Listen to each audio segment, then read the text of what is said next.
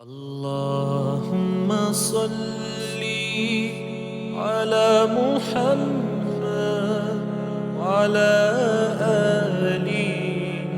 آل محمد نحمده ونصلي ونسلم على رسوله الكريم اما بعد فاعوذ بالله من الشيطان اللعين الرجيم بسم الله الرحمن الرحيم باب قول الله تعالى اعوذ بالله من الشيطان الرجيم ونضع الموازين القسط ليوم القيامة صدق اللہ مولانا العظیم۔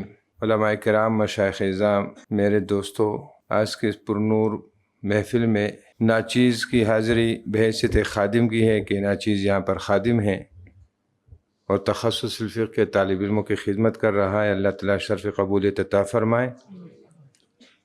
ڈاکٹر صاحب دامت برکاتہم العالیہ کے جذبوں کو سلام، ان کی شفقتوں کو سلام کہ اس پرفتن دور میں علماء کرام کے لیے ہر قسم کی قربانی دینے کے لیے تیار ہے کہ اتنی قربانی آج ہم والد کی حیثیت سے اپنے بچوں کے لیے نہیں دے سکتے۔ بہت بڑی قربانی اگر ہم حقیقت سے دیں، بہت بڑی قربانی۔ اللہ تعالیٰ قبول فرمائے، اللہ تعالیٰ استقامت نصیب فرمائے۔ ہر لحاظ سے قربانی، میں کیا نام بولوں کہ کیا بس وہ جاننے والے جانتے جنہوں نے آج زندگی گزاری ایک ساتھ۔ ہر قسم کی قربانی، شفقت تو اپنی جگہ ہے ہی ہے۔ تو اللہ تعالیٰ اس ادارے کو، بلکہ جہاں ڈاکٹر صاحب جائے وہاں ان کا ادارہ قائم رہے، ان کا فیض جاری رہے، اور اللہ تعالیٰ ہمیں بھی خدمت کی توفیق کی، سعادت کی، استقامت نصیب فرمائے۔ تو ڈاکٹر صاحب کی تمنا تھی اور کہ آج آپ حضرات کو بخاری کی پہلی اور آخری حدیث استاذوں سے پڑھوا کر مکمل بخاری کی حدیث دینے کی، بخاری کی اور حدیث کی اجازت دینے کے لیے ڈاکٹر صاحب کے دل میں تڑپ تھے آپ لوگوں کے لیے۔ تو حضرت استاد المکرم عبدالباقی صاحب دامت برکاتہم العالیہ نے پہلی حدیث سنائی اور سند بھی بیان کی، اور سند کی اجازت بھی، بلکہ حدیث کی اجازت بھی تمام کو دی، جزاکم اللہ خیرہ۔ ناچیز کی حدیث کی اجازتیں اگرچہ کہ نااہل ہوں، اہل نہیں، ایک پہاڑی دیہاتی بندہ ہوں، تو نااہل ہونے کے باوجود ان اولیاء کی نظر کرم نے کچھ تھوڑی سی اہلیت دی ہوگی، اللہ تعالیٰ ان کو بھی جزائے خیر دے۔ ناچیز کو کئی مشائخ سے اجازت ہے، بالذات مکمل دور حدیث، بخاری شریف، مسلم شریف اور دیگر سیاستہ کی کتابیں، معتین سمیت تحاوی شریف وغیرہ دارالعلوم امجدیہ میں اساتذہ کرام کی زیر سایہ ناچیز نے پڑھی ہے۔ ہمارے اس وقت شیخ الحدیث علامہ افتخار احمد رحمۃ اللہ تعالیٰ علیہ تھے، جو ہمیں آخری سال بخاری شریف پڑھا کر حج پہ تشریف لے گئے، اور وہی اللہ تعالیٰ نے ان کو وہ سعادت نصیب فرمائی۔ یہ سعادت بزور بازو نے ستانہ بخشت خدائے بخشندہ۔ تو میرے استاد علامہ افتخار احمد قادری ضیائی رحمۃ اللہ تعالیٰ جو دارالعلوم امجدیہ کے شیخ الحدیث تھے، میری کئی سندیں ہیں حدیث کی، تو انہی کے استاد بھائی ہیں، کیونکہ علامہ افتخار احمد رحمۃ اللہ علیہ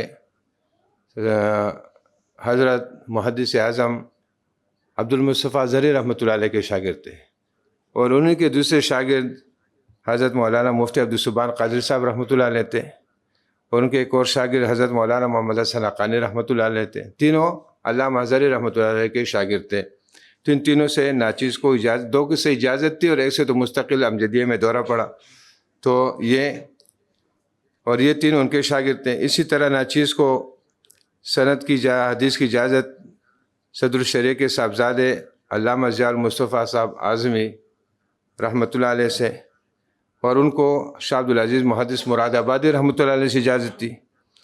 اور ایک اور سند میری صدر الشریعہ کے صاحبزادے حضرت ثناء المصطفیٰ اعظمی صاحب رحمۃ اللہ علیہ تھے، اور یہ تمام کے تمام جو سند ہمارے وہاں تک پہنچی، صدر الشریعہ محمد امجد علی صاحب رحمۃ اللہ علیہ کے شاگرد تھے۔ اور صدر الشریعہ بہار شریعت والے رحمۃ اللہ علیہ وہ امام مسیح احمد صورتی رحمۃ اللہ علیہ کے شاگرد تھے، اور وہ مفتی احمد علی سہارنپوری رحمۃ اللہ علیہ کے شاگرد تھے، جن کا بخاری شریف پر حاشیہ ہے۔ اور ان کو اجازت تھی شاہ محمد اسحاق محدث دہلوی رحمۃ اللہ علیہ سے، اور ان کو اجازت تھی شاہ عبدالعزیز محدث دہلوی رحمۃ اللہ علیہ سے، اور حضرت شاہ ولی اللہ رحمۃ اللہ علیہ تک ہماری یہ سند پہنچ گئی۔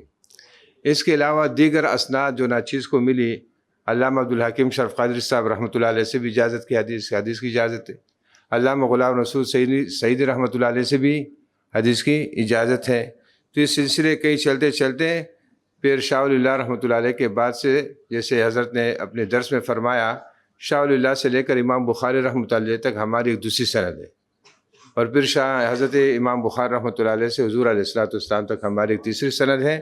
تو یہ سند جو پوری تفصیل لکھی ہے طلباء کو دی جا رہی ہے. تو اسی سند سے امام بخاری رحمۃ اللہ تعالیٰ علیہ فرماتے ہیں کہ وَأَنَّ أَعْمَالَ بَنِي آدَمَ وَقَوْلَهُمْ يُوزَنُ یا توزن. وقال مجاهد القسطاس العدل بالرومیہ ويقال القسط مصدر المقسط وهو العادل وأما القاسط فهو الجائر. حدثني أحمد بن أشكاب حدثنا محمد بن فضيل عن عمارة بن قعقاع عن أبي زرعة عن أبي هريرة رضي الله تعالى عنهم أجمعين قال قال النبي صلى الله عليه وسلم كلمتان حبيبتان إلى الرحمن خفيفتان على اللسان ثقيلتان في الميزان سبحان الله وبحمده سبحان الله العظيم. عزیزان گرامی، امام بخاری رحمۃ اللہ علیہ نے اس باب کی ابتدا میں قرآن کی آیت ذکر فرما دی. آپ اس تفصیلات میں ہم نہیں جائیں گے کیونکہ پروگرام اور وقت بھی اور پروگرام بھی اتنا تفصیلی نہیں ہے کہ اعمال کا وزن کیسے ہوگا، اعمال کیا ہے، جسم رکھتا ہے کہ نہیں رکھتا، وہ عرض ہے، جوہر ہے، نہیں ہے، اس پہ ہم تفصیلات میں نہیں جائیں گے. پھر اعمال کیوں تولے جائیں گے کہ اللہ تعالیٰ کو پتہ نہیں ہے. جیسے کہ معتزلہ اعتراض کرتے شرائع میں اس کی تفصیلات کی ہوئی ہے، وہ شرائع کے مسائل و کتابیں ہیں، باتیں ہیں. لیکن آخری باب اور آخری حدیث امام بخاری رحمۃ اللہ علیہ کی مکمل بخاری کی سند کے لیے ڈاکٹر صاحب دامت برکاتہم العالی نے یہ پروگرام بنایا ہے. تو اصل یہ ہے کہ ہمیں اپنے اعمال کی پہلی حدیث بخاری کی اور آخری حدیث بخاری کی دونوں میں ربط قائم کرنا ہے کہ انما الاعمال بالنیات، کہ جو حضرت نے بھی فرمایا کہ عمل کا دار و مدار نیت پر ہے. نیت صحیح ہوگی تو بات اور قول اور فعل کا ثواب ملے گا. یہ جو سرکار نے آخر میں فرمایا کلمتان حبیبتان الی الرحمن خفیفتان علی اللسان ثقیلتان فی المیزان، جو بڑے ثقیل اور بڑے وزنی ہوں گے تب ہوں گے جب ہماری نیت اچھی ہوگی. اصل سے اسی تعلق ہے. اب نیت نہیں ہوگی اور میں تسبیح پڑھتا رہتا ہوں اور وہاں دیکھتا رہتا ہوں، جیسے کبھی دیکھا ہمارے افغانی لوگ وہ دو تسبیح بھی جو ہے پھیرتے رہتے ہیں اور ساتھ ساتھ گپ شپ بھی لگاتے ہیں، موبائل پہ بھی بولتے رہتے ہیں، ٹی وی کو بھی دیکھتے رہتے ہیں، موبائل کو بھی دیکھتے ہیں، ڈبا ڈبا یہ بھی یہ. تو یہ کیا ہے؟ اصل کا تعلق تو کیا ہے؟ انما الاعمال بالنیات. تو یہ کلمات اگر بہت بڑے ہیں، بہت بڑی شان والے، تو تب ہیں کہ جب نیت کا تعلق صحیح ہوگا، انما الاعمال بالنیات ہوگا.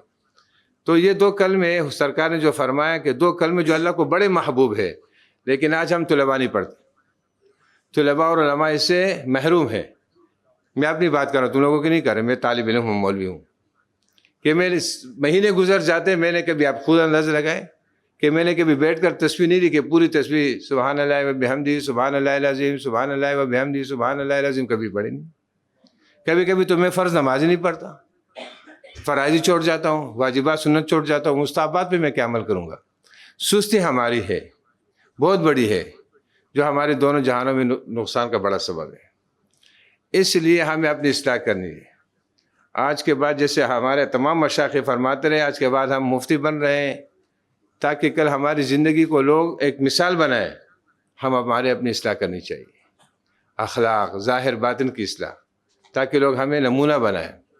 تو سرکار نے فرمایا دو کلمے ہیں جو اللہ کو بڑے محبوب ہے، زبان پر بڑے ہلکے ہیں، میزان میں بڑے وزنی ہے، سبحان اللہ و بحمدہ سبحان اللہ العظیم. اسی پہ اکتفا کرتا ہوں چونکہ وقت کا بھی تقاضا ہے.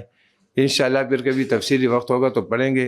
اور ڈاکٹر صاحب کے حکم کے مطابق میں تمام اپنے دوستوں کو حدیث کی اجازت دیتا ہوں. آپ کو اجازت ہے؟ ان کے علاوہ جن کو چاہیے تو اس طرح اجازت نہیں ملے گی. اتنی ہلکی تو نہیں ہے نا، آسان تو ہے نہیں.